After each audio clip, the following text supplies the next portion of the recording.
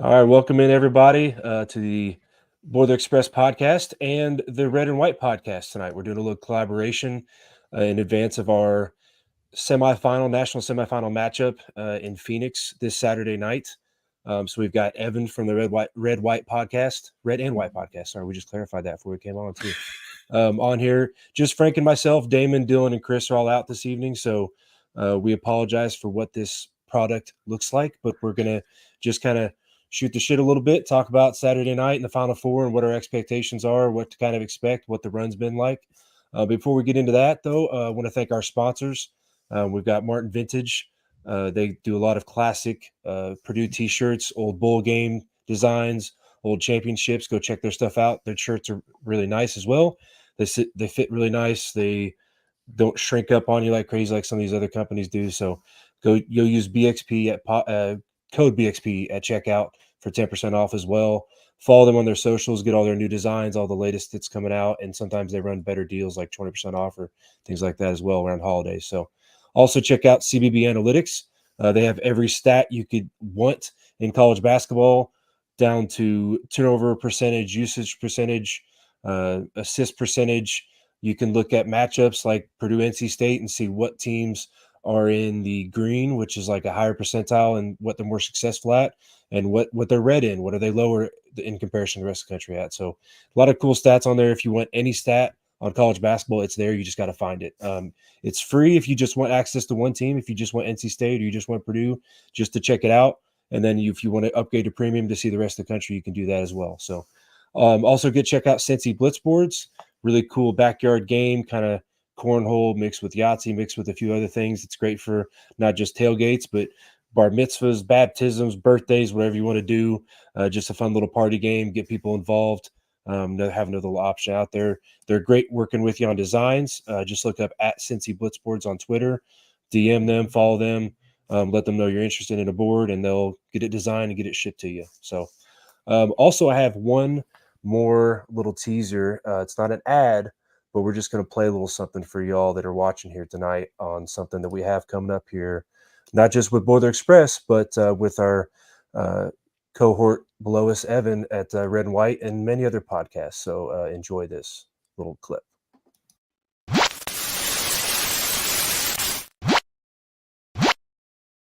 Oh, yeah. So yeah, just a little teaser. We're less than a week away from a pretty big announcement that not just the three of us are going to be involved in, but a lot of people out there are going to be involved in that. We're really excited. So with that being said, I want to kind of throw it to Evan to introduce himself, talk about his podcast, his background, and where you can find him at with the Red and White podcast. Sorry, guys, I'm busy looking at these blitz boards. I'm trying to figure out what this game is. This looks a lot of fun. It is a lot of fun. Is that a common thing by y'all? I was actually unfamiliar with Blitzboards until they were kind enough to sponsor us. They've done some really cool designs for us. The logos are pristine. Like the artwork looks really good. I've been nothing short of impressed from everything they've done. Yeah, the origin of our kind of relationship is that the founder is a Purdue grad and kind of watched our pod and got interested in our podcast and just kind of blossomed from there. We got to talking about kind of what he did in the comments, and then we kind of started a partnership with him. So leave it to the engineering school. Very cool. Evan, Red and White podcast. I appreciate you having me on. We cover NC State, and yeah, it's been a crazy time for us. So thanks for having me on. Talk about it. Definitely. Frank, how are we doing this evening? You got any intro topics you want to talk about, or any comment? I'm excited to dive into this game at a little bit higher detail to kind of get the perspective from both sides. I still don't know how I feel about the game. It's the Final Four, man. There's no such thing as an upset, in my opinion. There's no expectations. What happens in the season, all that kind of goes out the window. So yeah, excited to talk about this one for sure. It's interesting that you say no upsets, because this is probably like two of the biggest combined lines that you've had in national semifinals in a while, maybe ever. So that's kind of crazy. I agree with you. I don't think it's an upset, but Vegas would tend to disagree a little bit on that. But Evan, how do you feel about this run? Obviously, it's been crazy. I feel like I've seen that clip of the banked in three like a million times by now. So just talk about like what the run's been like, what's worked well, what is kind of have you just flipped the switch in a certain area? Like what's it been like? It has been the craziest thing that I have ever seen in my lifetime. And I always tell people lately that the simulation is broken because NC State's not supposed to have good things. And now we've got two teams in the men's and women's Final Four, which is just bonkers to me. You've all heard of stats. 1986, last time NC State has made the Final Four. I mean, that's forever ago. I mean, we have two national titles, but it has been 30 plus years of just banging our heads against the walls, and everything that you can imagine going wrong has gone wrong for NC State. We've neutered ourselves. We've made terrible hires. We've done all these things. And man, it's been so enjoyable. And I actually had somebody tell me one time recently, said, this is the first time as an NC State fan I've really experienced like true joy. And I'm sitting there thinking about it. I'm like, yeah, he's right. We've had some ups and whatever, but we've never like gotten over the hump. It's been 40 years since we won a conference championship in any of the major sports, which is it's crazy to think about. Like everybody has won it. Wake Forest has won a football conference championship. Like Duke has won their division. Duke has made the conference championship game. Like it's amazing that NC State could go this long. It's just so improbable and not win something. And then to do it this way where, I mean, going into the ACC tournament, we're all like, hey, we might lose to Louisville. Louisville is horrendous. Like me, you, and two other guys could go give Louisville a run.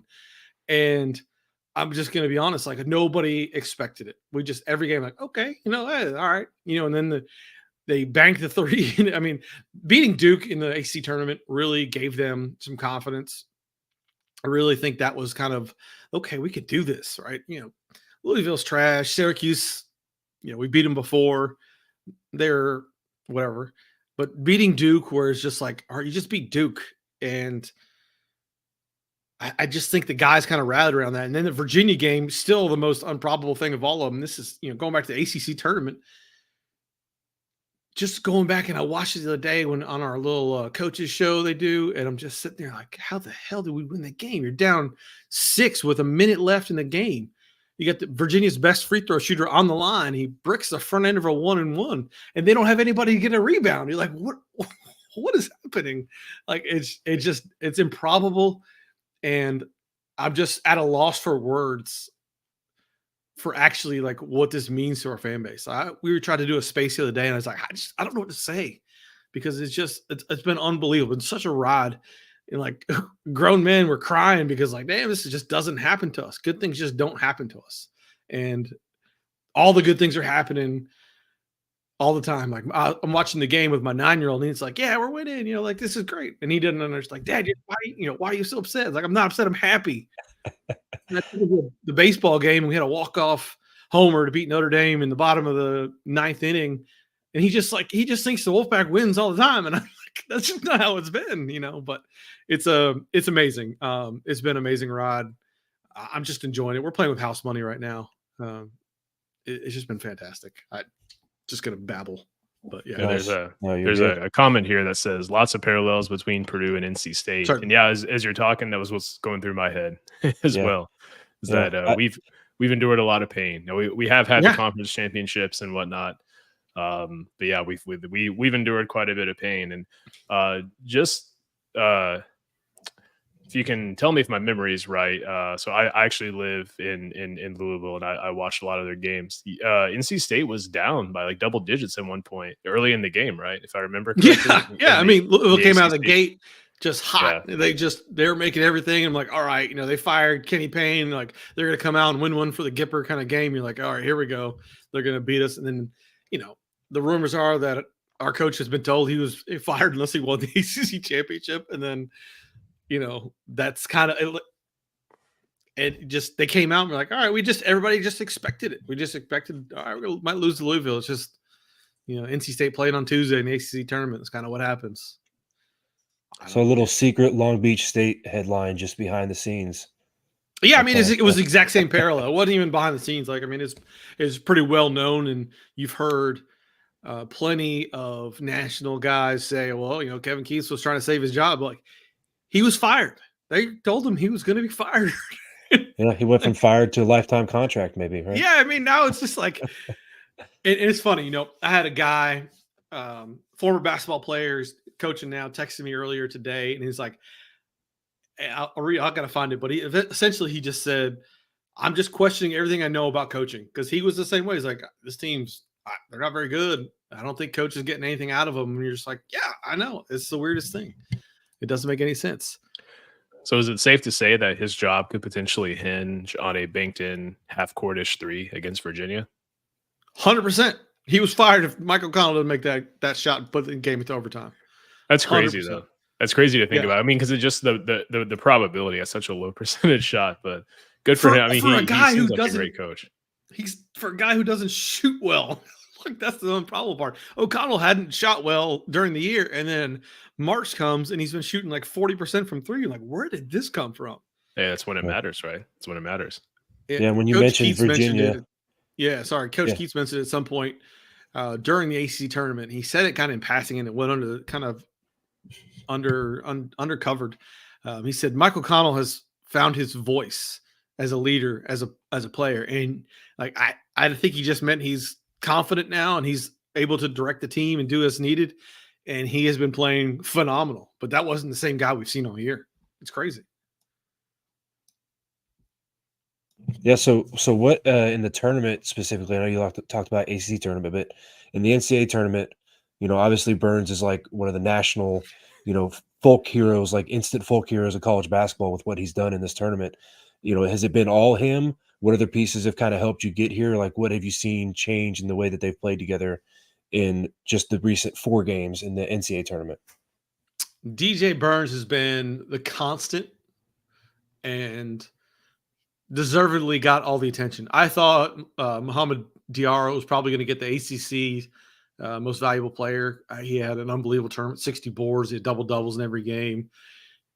He's just been, doing this through fasting during Ramadan. He's just been doing all of the things that unsung hero type stuff. And yeah, DJ Burns gets all the attention. DJ Horn is the guy that can put 30 on you without you without you knowing it. He's unbelievable player, and he hadn't been playing that well. We came out and I think Horn might have had like 10. He had 6 real early on in the Texas Tech game, like relegate first 6 or 7 points. And I'll answer that question for you, Nick. He had 7 points coming straight out of the Texas Tech game, and then he didn't score for the rest of the game. You're like, we can't win without DJ Horn. He's our guy. He's literally the guy that can put you on his back and score what needed. And he didn't score for like 34 minutes in that game. And then he got some free throws at the end and kind of got his flow. And even in the Oakland game, it was weird. Like, he wasn't getting the ball, and he just wasn't what we've seen all year. Like, if you look at his March stats, I think he averaged 29 points a game. He was shooting 40% from 3, 4 or 5 assists a game. I mean, he was literally doing everything. You're like, okay, this DJ Horn can carry this team, but it's been DJ Burns who's been the constant in this NCAA tournament. And it's wild because, in my opinion, it's always guards that win in the NCAA tournament. Like, historically, if you have a good backcourt, those teams go far. You look at the Tom Izzo teams and even the UConn teams in the past, but now this year it's a bunch of big men. Klingon from UConn, Edey from Purdue, Burns, NC State. Alabama's got the transfer Nelson. Graham Nelson, Graham Nelson. It's a wild dichotomy this year. It's completely different. But yeah, DJ Horn has just been, he's been consistent all year, and I think he's a guy that has kind of been under the radar, which is kind of hard to believe, just how important he was to us all year. We didn't win any games if DJ wasn't playing well. Yeah. Yeah, and Frank, for maybe NC State fans that might be tuning in, what have you thought about Purdue's run to the Final Four and kind of what's driven it? And I guess some of it's going to be parallels, like what Evan just said about a big man, Purdue has been told for years that we will not win a Final Four or get to a Final Four because we have a big men-centered offense so often. But yet here we are with 3 other teams that also feature a dominant big or dominant post player. So, Frank, talk on that a little bit. Yeah, this comment had me distracted a little bit here, so I'm not gonna read that one, but it's funny. No, I mean, I think what's happened with Purdue is that really it's been defense has been like the big thing that really surprised me. I think going into the tournament, Purdue was second or third in the country in Ken Palm, in overall offense, and I think they're around 20th in defense, but I feel like Purdue's played like a really good defensive team.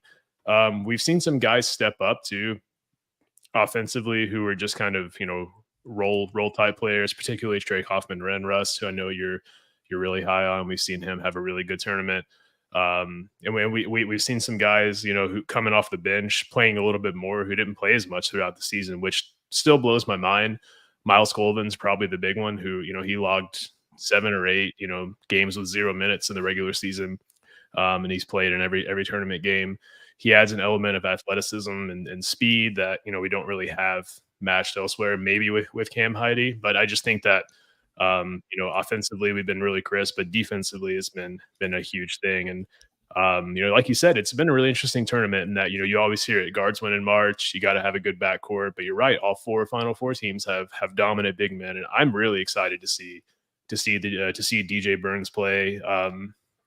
There was a big for Purdue when Purdue played NC State in the Big Ten ACC Challenge a few years ago. His name was Travion Williams, who DJ Burns reminds me quite a bit of. Size wise, they're comparable, but they both have that passing ability that's really cool to see. So I'm pretty excited to see those two battle it out. But Russ, am I missing anything here in terms of what's happened? No, I just want to kind of add to, Evan mentioned it being 1986 since you guys have been to a Final Four, and it's 1980 since we've been to a Final Four, and it was, the same deal. Like I'm sitting there with a 3-year-old daughter that I'm trying not to like get too crazy because it is a kid's natural reaction to be like, "Why are you mad?" And it's like, "No, I'm not mad. Like I'm happy. Like I'm emotional."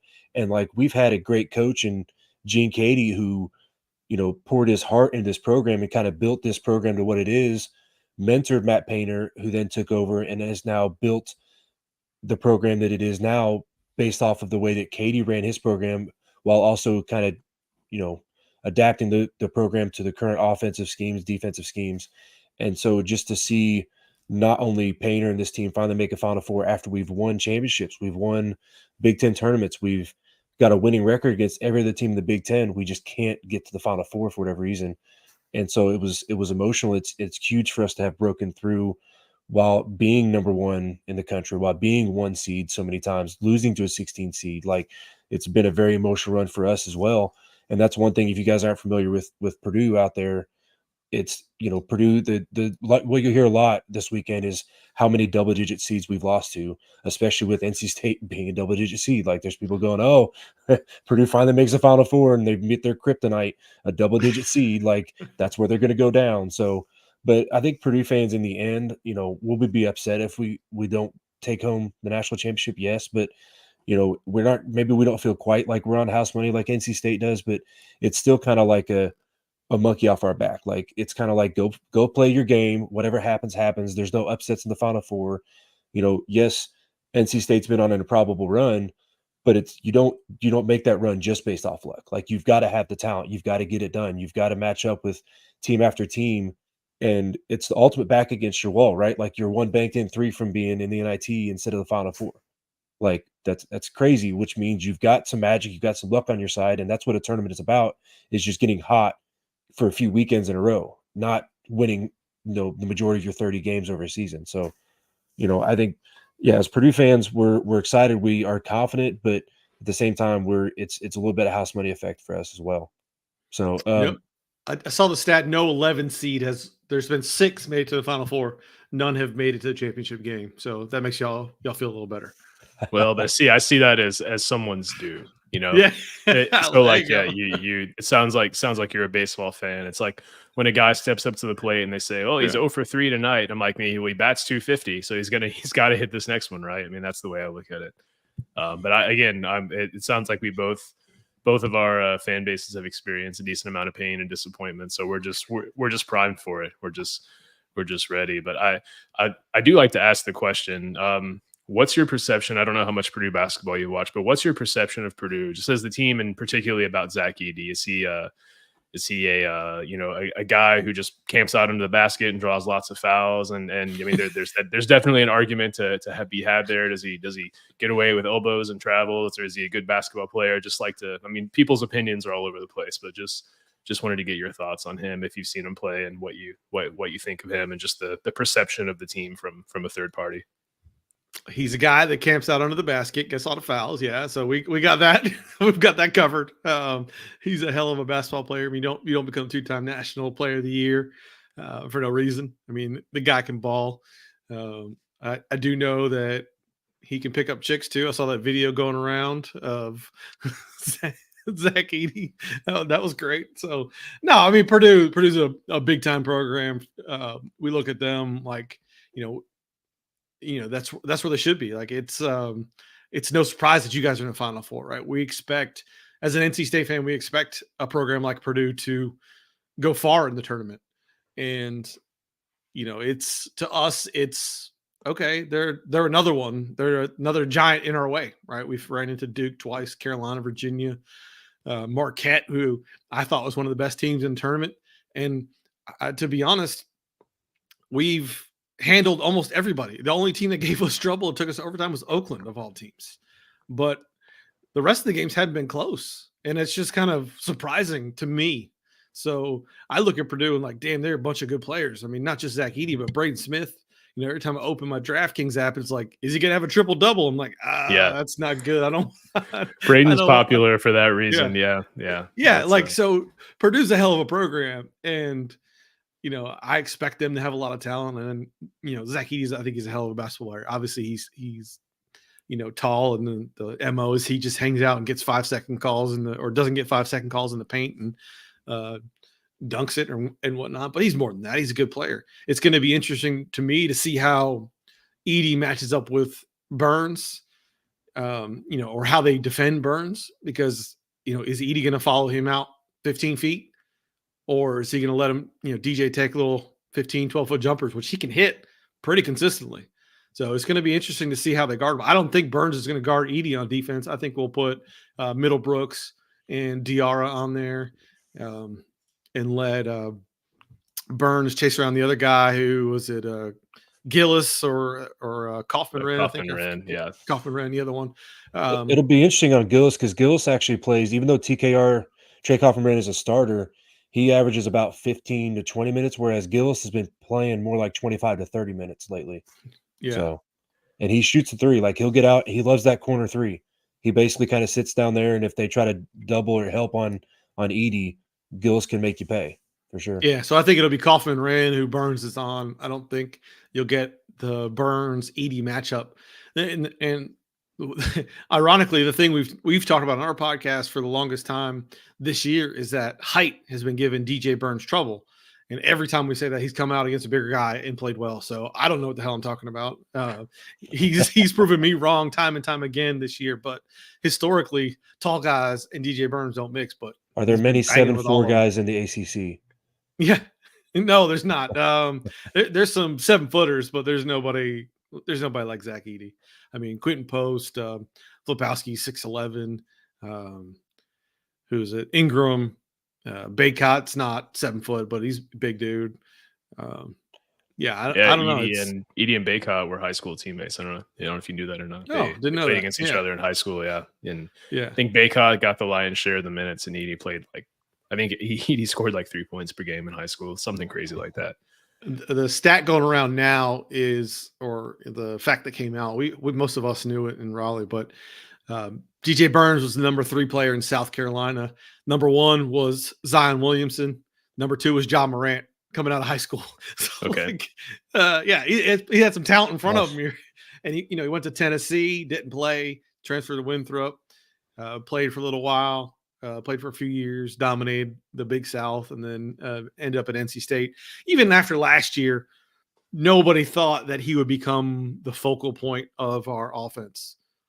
But he has really developed as a passer, and that has really aided his game. Oakland probably gave us the most fits because they were double and triple teaming him, and he just held onto the ball a little bit too long. But they eventually, got him out of that. But it's going to be interesting to see how they defend Burns and then who's Burns defending. I imagine it's going to be on Kaufman Wren as opposed to Edey that a lot of people are expecting. Yeah, I'm interested to see that too, because I mean he's shown when you do double him, he can make the good pass, and I've seen some crazy passes from that guy. I mean, behind the back, just as some. If I heard Keats right, it's like he almost prefers to pass. Like it's like he gets happy. He's like, okay, I'm getting doubled now. Like, let's go. Time to make an elite pass. Like that's something he takes a lot of pride in, and that scares me a little bit, because it just like, how much help can you bring? That's going to be a major factor, I think. Yeah. To answer Nick's question in the chat, he is left-handed. That is his primary. Yeah. Okay. So while we're on the subject of those two bigs too, and Frank kind of obviously mentioned what the public perception of Edey has been with the foul calls and being a foul merchant, etc. What has the image or the persona of DJ Burns in the ACC been this year? Does he get the same kind of treatment? Do people complain about the way he's officiated? What's kind of his perception in that conference? The exact opposite of Zach Edey. DJ Burns gets mauled repeatedly, and he has this tournament. You can see his frustration, and I think it was in the Oakland game in particular. But at the end of the game, he's just getting frustrated.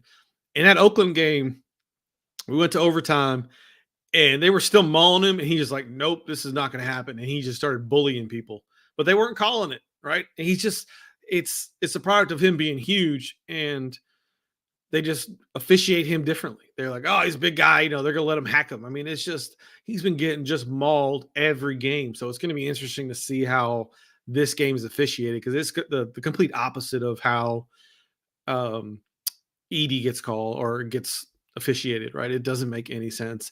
We always assume the product that for us, it's a product of being NC State, and then you're playing, Virginia, who gets the benefit of that's how Virginia plays, and then Carolina and their tendencies, and then Duke doesn't. Nobody gets any calls against Duke, so we're kind of used to that.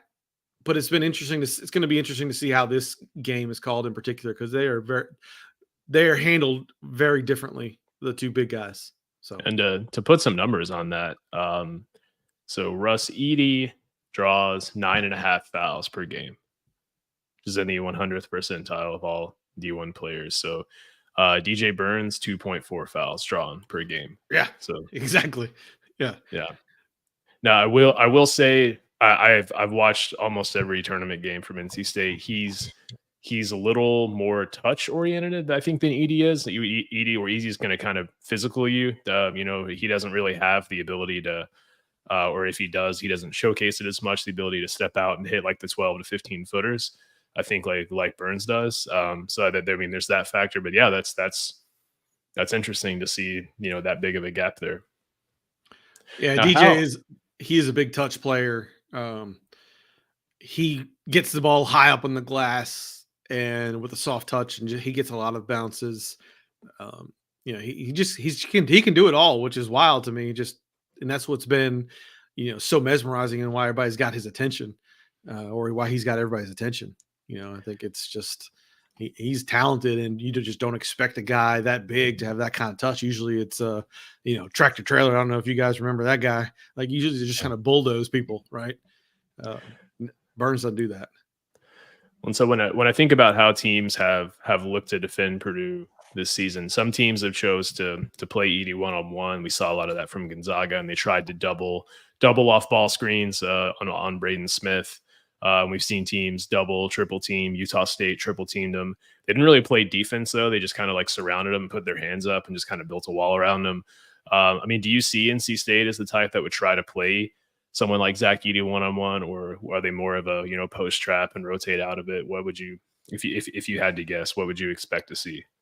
I don't expect them to double Edie. I expect them to play him one-on-one, and if he's going to score 60, then by all means let him score 60, but don't let Braden Smith put 30 on you, and don't let some of these other guys win that game. I just think nobody's been able to stop Edie, and so stop everybody else. I think that's probably your best bet.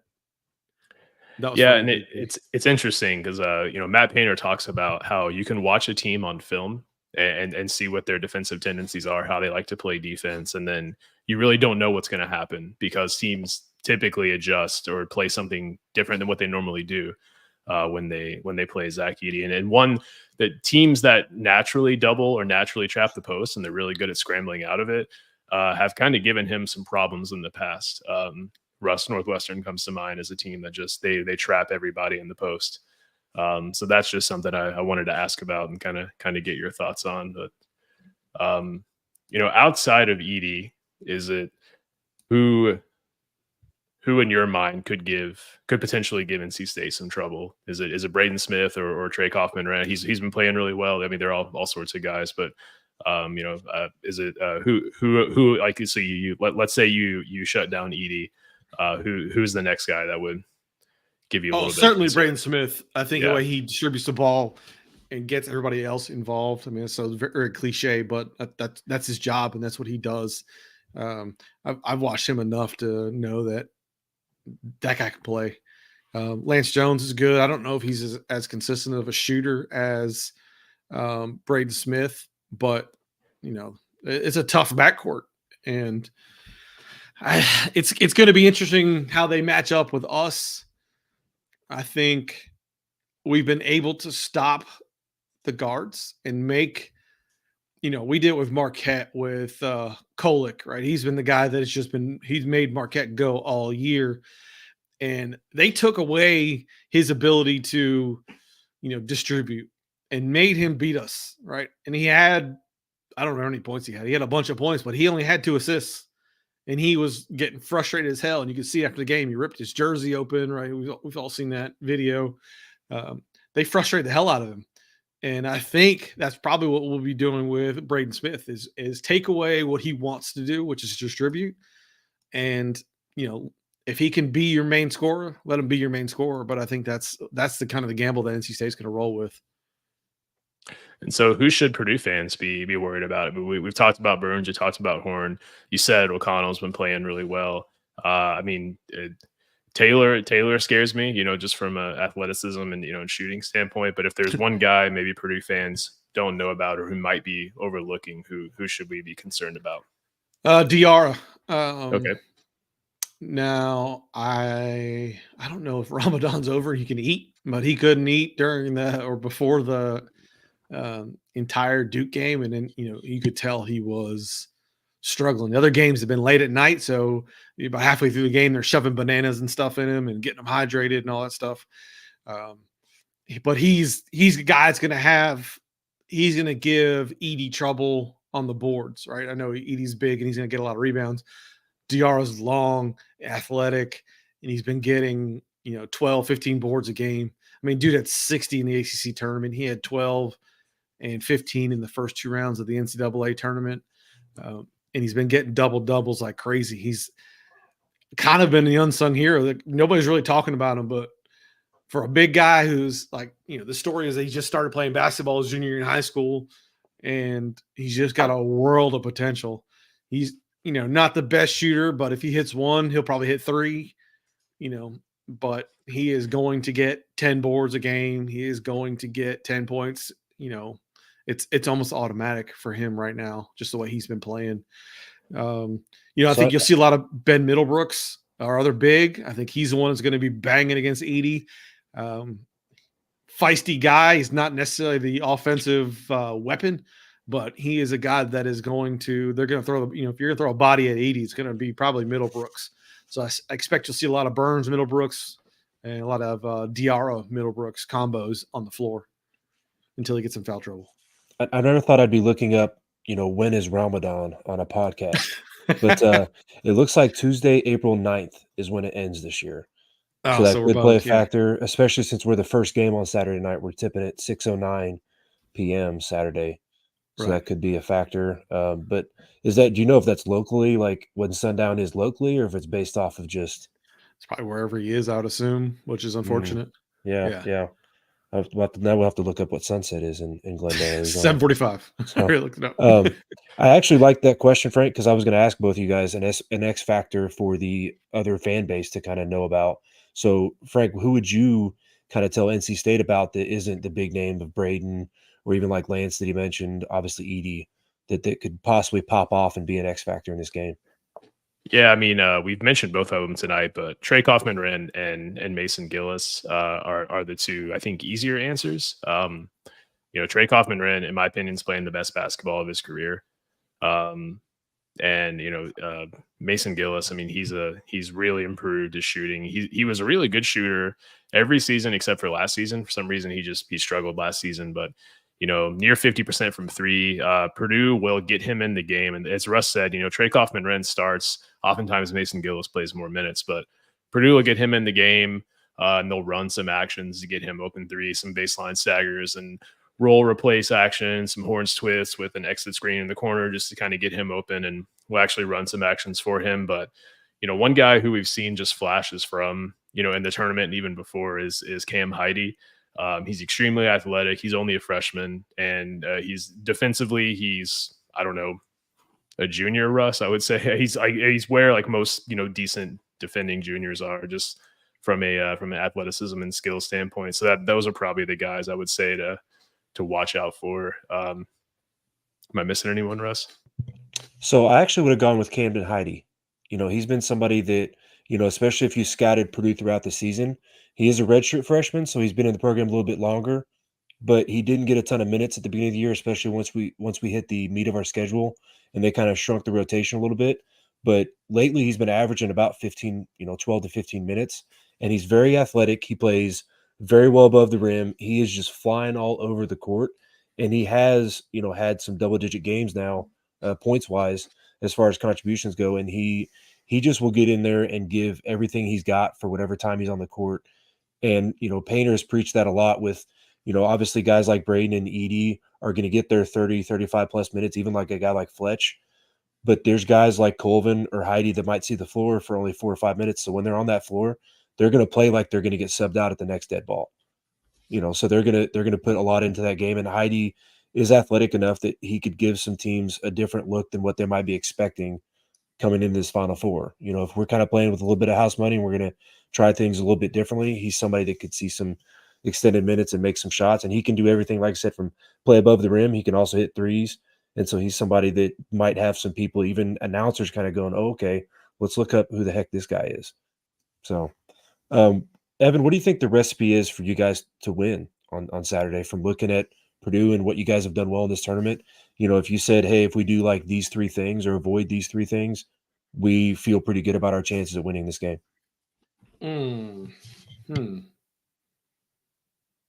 That's tough because I haven't felt good about us winning a game since like, I don't know, 2015. And the way they're playing right now, they're winning in improbable ways. I mean, we won a game in the AC tournament where we didn't hit a 3-pointer. Like, how many times can you win a game without hitting a three? It's crazy. It's very rare, but Indiana did do it once this season. I'm sorry, I had to interject there. But I think through that, it was in January. Through that time, there had been like 3 games in this season where a team won without, or just didn't hit a 3, period. Yeah. So it's crazy. And for us, like, we're not a great shooting team, like, consistently. So if we come out and shoot well, I know that's, again, a very boring answer, but if we shoot well and don't do dumb things, then we have a chance because we have given everybody fits. Our guards are athletic. They've been playing really good defense. So, I mean, that's kind of how we got to do. We've got to play fast. We really frustrated Duke with the pace, not necessarily because we're getting up and down the floor, but, the pressure defense was forcing them to take quick shots and bad shots. And, we're getting rebounds and pushing up the floor. That's how State has been playing. That's how State's going to thrive. And if we can get Purdue kind of off schedule and out of their offense, then that's where State will excel. Now, Purdue's too good for us for me to expect that. So, we just have to not do dumb stuff. We have a tendency to, take bad shots. And, if you look at our shot chart, it's something I've harped on our podcast a lot. Like mid-season, our shot chart was all over the place, right? It wasn't one of those pretty ones where it's nice and colorful under the basket and then all the colors are on the arc. It looked like somebody took a buckshot to it and just, all over the place. And, no surprise, we didn't win a lot of games, but if you look at it from the ACC tournament, it looks like an Alabama shot chart where it's either under the basket or around the arc. And there's a clear reason for that, right? We're just, the low percentage shots, Casey Marcel, God bless him. He had a bad run there where he takes a lot of turnarounds and you're like, no, okay, well then yes. Like, so he's very much no, yes guy. But yeah, State needs to take good shots, play within themselves, and, not let the moment be too big for them because the talent is there. I've been saying it all year. This team's too talented to be as bad as they were during the season. And, you watch it the first half of the Duke game in the Elite Eight, and, you're like, damn, this is a team I saw all season where they're not moving the ball. They're taking bad shots. They kind of looked out of sorts. And it wasn't really Duke doing anything. It was just they were trying to get to the Final Four rather than they're trying to beat Duke. I don't know if that makes sense. But and then the second half, and Charles Barkley, I'll give him a credit. He said it at halftime. He said, the team that settles down and tries to win this game is going to make the Final Four. And I was like, yeah, that's exactly right. And then State came out and they settled down. They played their game. They were moving the ball. They were taking good shots. And that's how they won, and that's how they really controlled the game. They played strong defense and frustrated Duke, got them playing faster than they wanted to. And yeah, for us, it's just we've just been so streaky. If O'Connell can still shoot 35-40% from three, he's not going to shoot 10 of them. He's going to shoot 4 or 5. But if he makes 2 or 3, that's big. That's big for us. Same thing with DJ Horn. DJ Horn has got to get back to being DJ Horn. We saw that in the end at the ACC tournament. Him and RJ Davis at Carolina were going back and forth. I'm like, man, these guys are both like they want it. And he laid it all out for that game, and he just hadn't been the same since. But DJ Horn gets back. He's a nightmare, man. He's unbelievable how he just gets the ball in the bucket. He can shoot, he can drive, and he's been making plays now in the NCAA tournament. He's getting others involved. So for us, it's play hard. Don't take dumb shots. Don't do dumb things, and we'll be in it at the end. I don't think it's a blowout. I think 11, probably a little generous. I know Purdue's better than us, and nobody expected us to be here, but I think this team is playing at a level right now that can compete with most of these teams. They just have to keep it up. They just have to keep playing the way they've been playing, which is not stupid. And I know that's a very weird answer, but for the folks that have watched our game, I saw somebody comment, how are they 17-13 this year? We played stupid. We did so many dumb things. We took low percentage shots. We were, not getting in the flow of the offense. The effort wasn't there. And then even DJ Burns, and I called this out during the ACC tournament. He was trying to win. It was notable effort where he's not just jogging up the court. He's running up the court. And I know he's a big guy. He's not running fast, but you could see the effort level is there. And the guys were all doing that, right? And just there was something had clicked, and the effort level is there, and they believe right now. And if they come out and play with that effort level and not let the moment be too big for them, it's going to be interesting. Yeah, so another Diarra-related update here. So sunset Saturday night will be at 6:54 p.m. So it sounds like it'll be one of those games you were talking about where they're going to be showing a lot of food in him at halftime, and maybe he's a different player in the second half. So yeah, that could be that's just a fascinating sub story of this game. Yeah. It really is. It's crazy. 100%. Yeah, I'm glad we got to do this because I may not have known that.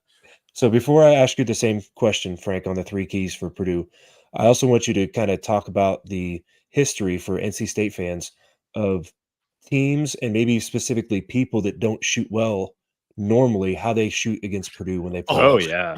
Oh, come on now. Yeah. So We are kingmakers. We are kingmakers. We have Yeah. lost so many games to backup quarterbacks and backup point guards and guys who never hit shots, dropping 30 on us. I don't want to hear it. I don't want to Hey, hear now it. We are kingmakers.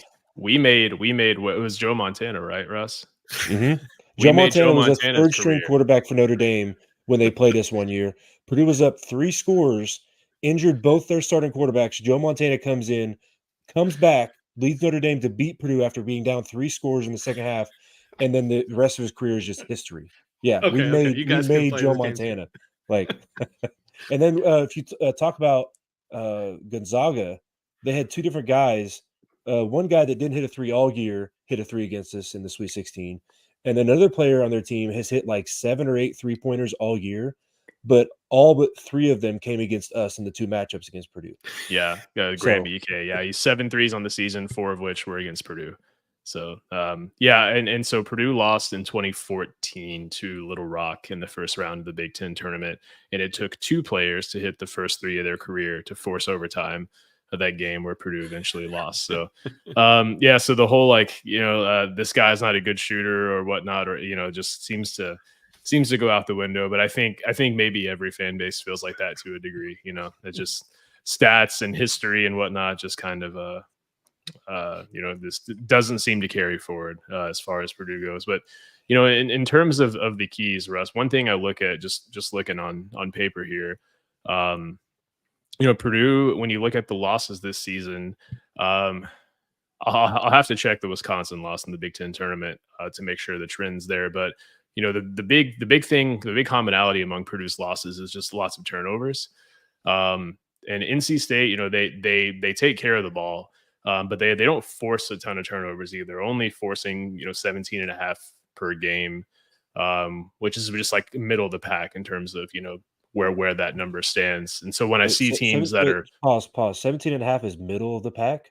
I feel like that'd be pretty high because usually our goal is like I'm sorry, 17 and a half turnover percentage. My mistake. Okay, I was going to okay. say, yeah. I was 17 and a like, half turnover man, percentage, if we yeah. turn it over 17 times, Sorry, we might not looking at- be standing a good chance in this game. Okay. looking at the wrong numbers here. But yeah, so they Purdue is only turning it over 11 times per game. NC State is only turning the ball over offensively 9.4 times per game. So teams are pretty good at taking care of the ball. So hopefully that monkey doesn't pop up. But I think another key is just to hit threes, because Purdue didn't shoot the ball very well against Tennessee.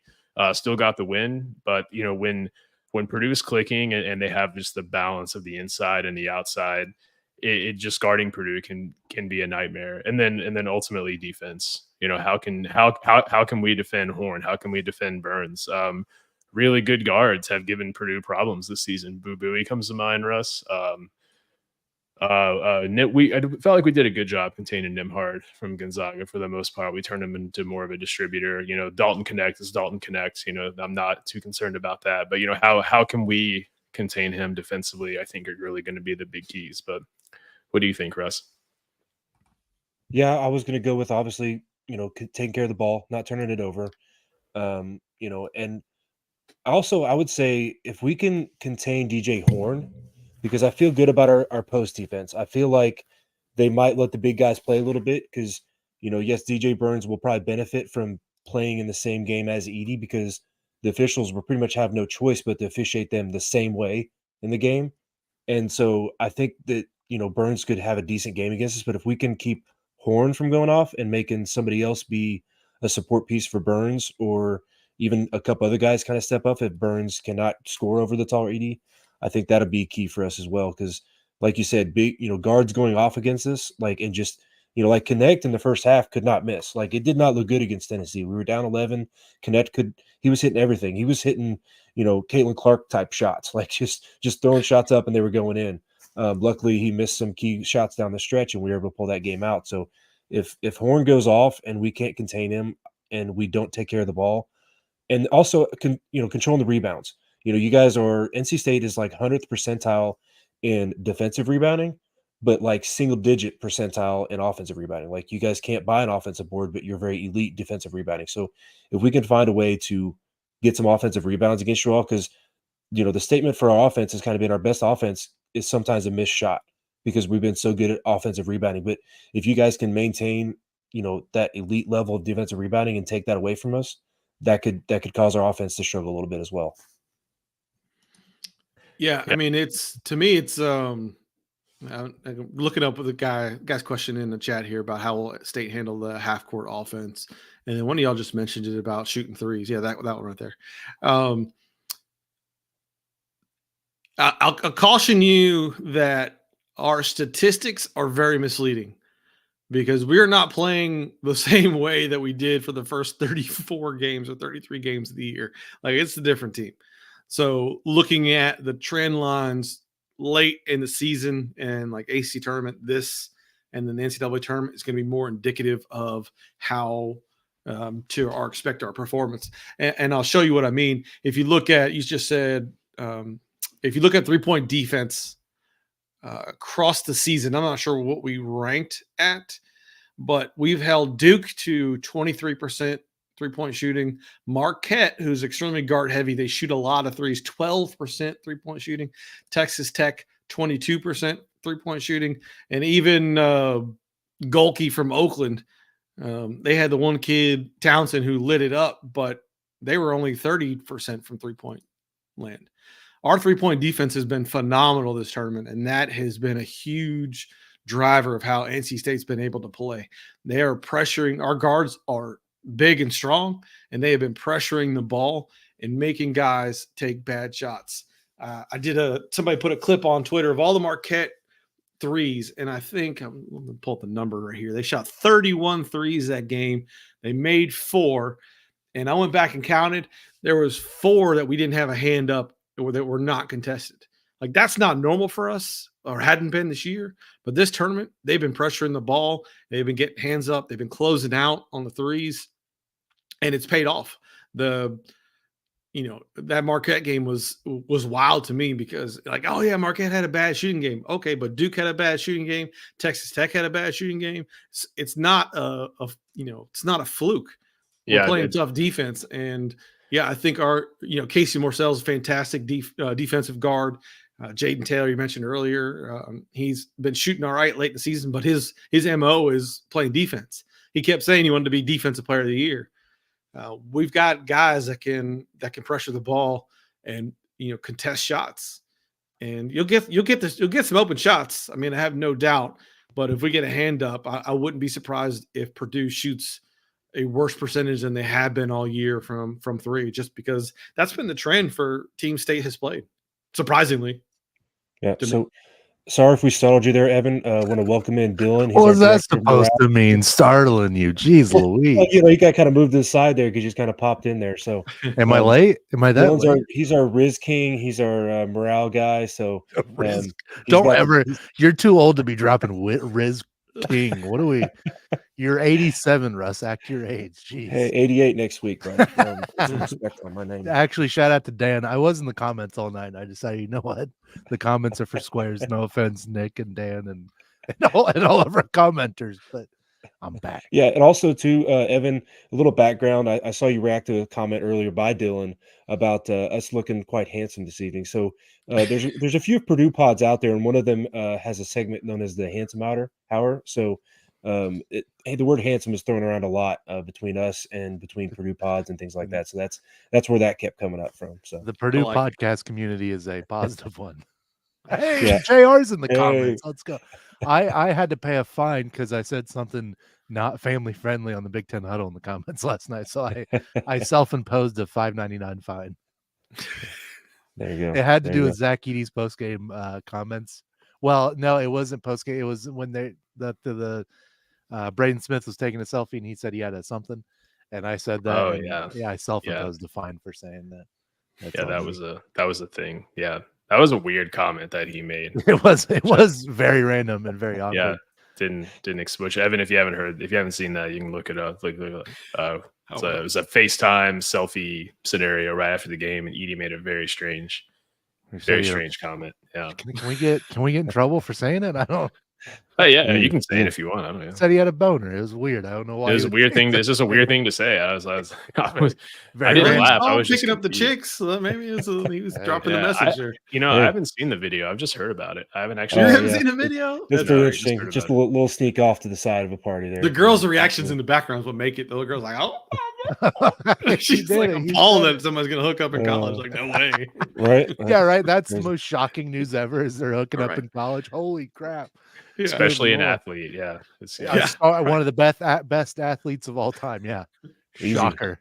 Jesus, what are we doing? So, Dylan, you're just in time. I think we're pretty much going to move to predictions and what we expect to actually happen Saturday really night. good at So, these. do you We have all any know thoughts that. before we put predictions and you let Evan and the NC State crowd know what your go-to phrase is here on the Boiler I Express? love Burns. I'm a big fan of Burns. I think he's electric. Big fan of his. I won't be when we play, but every other time I'm a big fan of his. No, so every time I'm really bad at predictions. I'm bad at numbers. That's why Frank and Russ are the resident number guys. So my prediction's always been the same since I joined this podcast. It's Boilers by 1 billion. Some people say Boilers by 1 million. No, it's Boilers by 1 billion. People get it right. Some people take that literally, as I really think Purdue's going to score 1 billion points. They could. It's March Madness. Who knows? But no, Boilers by 1 billion. Respect to Burns and the NC State crowd. They're good people. They got to be better than Tennessee fans because, my God, were my DMs on fire after that game. Oh, jeez Louise. It was – Tennessee fans are brutal. I can only guarantee. I bet some correction facilities have better fans than them. But good Lord. Anyway, yeah, Boilers by 1 billion. Evan, I'll let you go next there, buddy, since you're the guest. What's your actual prediction? What do you really expect to happen Saturday night? Boilers by 1 billion. I mean, that's kind of what it sounds like to me. No, I mean, I have not expected us to win any of these games, so I'm just going to keep rolling with that. Like, I think they'll play hard. I think Purdue's a hell of a team. I think State will cover 11, but my expectations are for them not to win. I don't know if they will or not. I hadn't expected them to win all this whole tournament, so I'm gonna roll with that, man. Like, all these teams are really good, and just like, I don't know how we're gonna beat Marquette. I don't know how we're gonna beat Duke, and we just keep winning. So I'm very happy you beat Duke. Thank you for that. I hate Duke. It's America's team. Yeah, really, I was rooting Yeah, for him. Good Lord. says Duke fans. So Russ, I just now did my simulations. I did run 10,000 simulations of this game. Like everyone does. Yeah, Yeah, Evan, yeah, Frank like has, they all you've do. heard of Ken Palm and how he does predictions and things like that. Frank has Frank Palm, I think is what I we're love trying to call it. He's got his I own. actually think I'm going to Yeah. call it Frankings. You know, like it. Oh, nice. Yeah, Oh, I yeah, That's think why This this is is why we great. call him the big brain. I mean, his There you own go. brain is sponsored by CBB Analytics. Shout out. So Purdue won 88% of those simulations. But again, that's why you play the game. Yeah. When I did this time last year, granted the methodology was kind of in its infancy at the time. Purdue won virtually all of the simulations against Fairleigh Dickinson. So we all know what happened there. Again, that's why you play the game. I think it's going to be a close game, to be honest with you. There's a comment here from Nick Burris. Purdue wins by 5-7, I believe. However, I'm prepared to be hurt again. Couldn't agree more. I don't think many Purdue fans are overlooking NC State. I mean, like I said, it's the Final Four. Every team's really good. I think that it's going to be a 2 to 3 point win for Purdue. That comes down to, maybe a final possession, final 2 possessions kind of a game. But I think that Horn is going to have a really good game. Burns is going to give us some problems, especially with his passing. I just think that it's going to be a unique style of team that Purdue really hasn't seen a lot of the season. But yeah, I think it's going to be a grinder of a game, but Purdue ekes out a 2 to 3 point win. Yeah, so kind of the mantra for Purdue in non-conference, especially Power 6 opponents, is that the first half is pretty close, and then we make some adjustments, and the second half kind of turns into a little bit of a different game.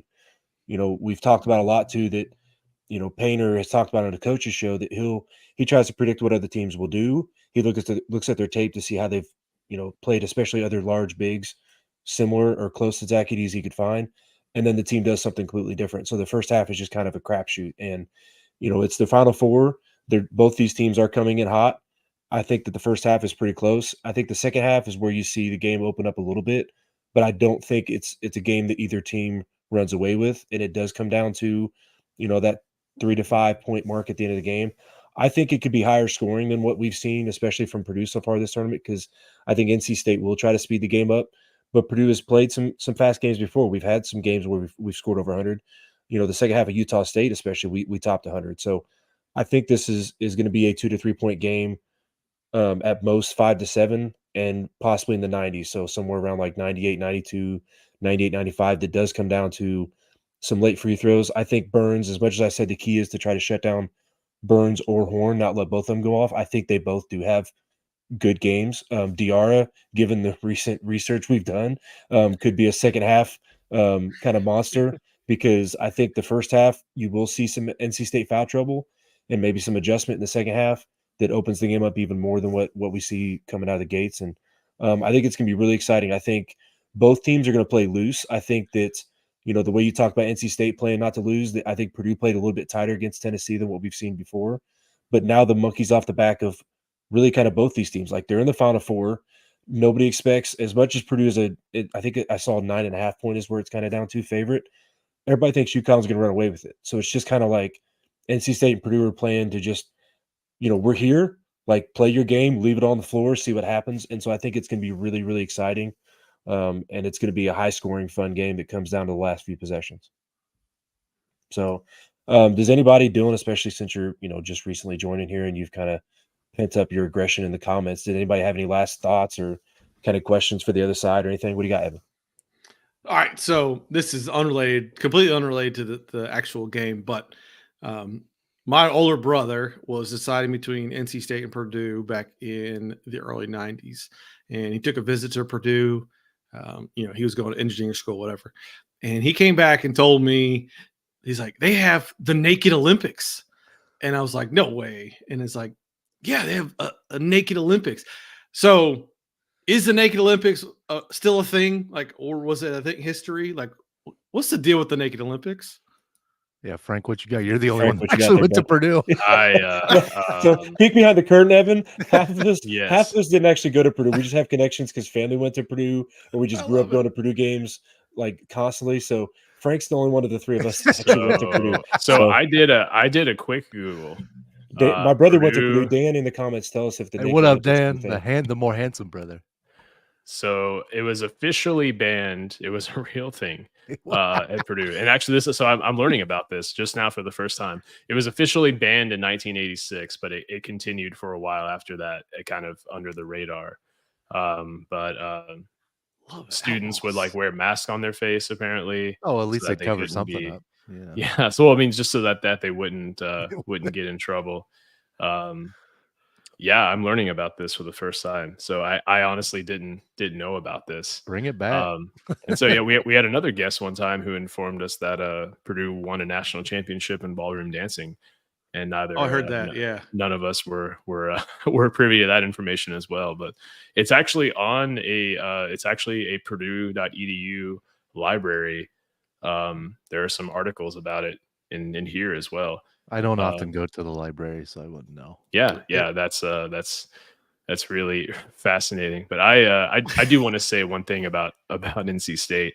It's been an awesome postseason run, and I think that this really just kind of encapsulates and embodies what March is all about. I know there's been a lot of talk of like, do we get rid of automatic bids and whatnot? And I think this is the exact reason why you don't, right? Because it's very clear that NC State does belong. They've made it all the way to the Final Four, and without the automatic bid, they're not there. So that's just I don't know. Just it's been an awesome thing.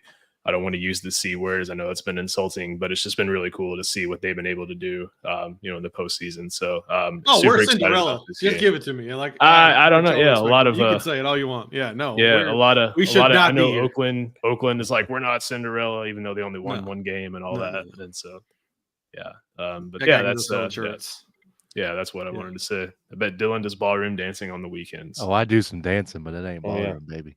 He Dylan, sweeps out a bring little back bit the of that naked barn Olympics when floor. y'all win the natty. I can Oh, see it. trust me, That's I'm cool. gonna get arrested for public Man. indecency or whatever it is. You thought you were trying Purdue fans after we got to the Final Four. But then we'll sell my mugshot on a T-shirt, okay? And that's how we make bail, and All right, it's a whole all right. system. I've already thought Yeah. about this. So here, I'll throw this out there. I don't think I've talked with Frank or Dylan about this, but I've put it on Twitter. So I just want to, since we talked about automatic bids, came up with an idea. So you guys let me know what you think about this. So I think the automatic bids was a bigger deal with some of the smaller conferences, the one bid conference, the bid stealing conferences. So I came up with this idea that if a team wins one of those one bid conferences, or it really could be any conference, but they win the conference tournament, but they were like the fifth seed, let's say, like they didn't win the regular season in that conference. There should be one prove it game between them and that who won the regular season. So basically, it's almost like a double elimination for whoever won the conference. So there's some advantage because, like, I can't imagine how those fan bases feel if a team dominates one of those conferences. Like, Long Beach State. I'm not sure who won that conference, but like the team that won that conference looks at Long Beach State and goes, "You're about to fire your coach," and they go to the NCAA tournament and we don't after we dominated all season. So like I thought that'd be kind of a cool kind of aspect to say, hey, look, that way the tournament still matters. You still have to earn that chance to go to the NCAA tournament, but it doesn't kick these teams out that went 30-3 in these conferences and dominated, but they have one off night and they're out. Yeah, but they need to balance it better, though. Like the Big 12, they're beating their drum all year long, and they got bounced early from this tournament, right? And it's because they stacked. Brad Brownell from Clemson called it out weeks ago.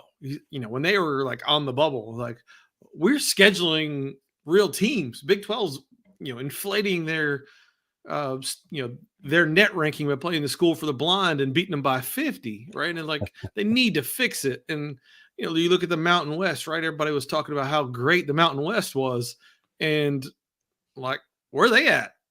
Those teams all lost early. So I get your point, but at the same time, it's not the metrics they're using right now are not the right metrics to make that call, because I think they're trying to include too many of the smaller programs that they might be okay, but I don't know. I don't think the metrics are right for where they're at the moment. Well, that's what I'm saying. It would eliminate, like, there'd still only be one bid from that conference, but like instead of whoever won the conference tournament automatically getting that bid, they'd have to prove it against who dominated all season, and then whoever wins that gets the one automatic bid instead of having. Yeah, I mean, I've seen them talk about more play-in type games like that. I mean, that's I can understand that. Yeah. They just need to get the metrics right from the jump. I think there's too many people trying to game the rankings. Yeah, I mean, you could even put UConn in that category too, to be honest with you. They think their non-conference schedule was ranked 283rd in KenPom. So yeah, like and then the Big East is weak too. Yeah, don't get me started. UConn hasn't won a ranked game away from stores in like, I don't know, 5 years or something weird like that. It was some stat. I mean, it's hard to win basketball games, but I'll take a team from the Big East rather than another Mountain West team or a bottom barrel Big 12 team. Agreed. Completely agree. And I don't get me started on their conference or their championship run last year, where they were like the first team in NCAA history to not be a top 3 seed and only play one top 3 seed and no 1 or 2 seeds and win the NCAA tournament. Right. Like they had, yes, they dominated, not taking away from that. They dominated, but like, let's not act like the toughest game was Gonzaga and Timmy was in foul trouble the whole game, so, but yeah. So anybody got anything else? And we've been at we're an hour and 8 minutes now. So appreciate you jumping in here last second, Evan, and really, really last second, Dylan. Hey, I showed up. All right, better late than never. Okay. Make sure too, I forgot to mention at the beginning, make sure you like and subscribe, not just Boiler Express, but go check out Red and White Podcast as well. And stay tuned for some big things coming up. Check out Martin Vintage, CBB Analytics, and Cincy Blitz boards. And we'll see y'all, I guess, after Saturday night's game. We'll do a little post game. Maybe we'll get Evan in here too if we aren't at each other's throats after what went down. God help us. I might be crying, but whatever. But, yeah. All right. Well, thank y'all for tuning in. Appreciate y'all. Have a good night, and Boiler up.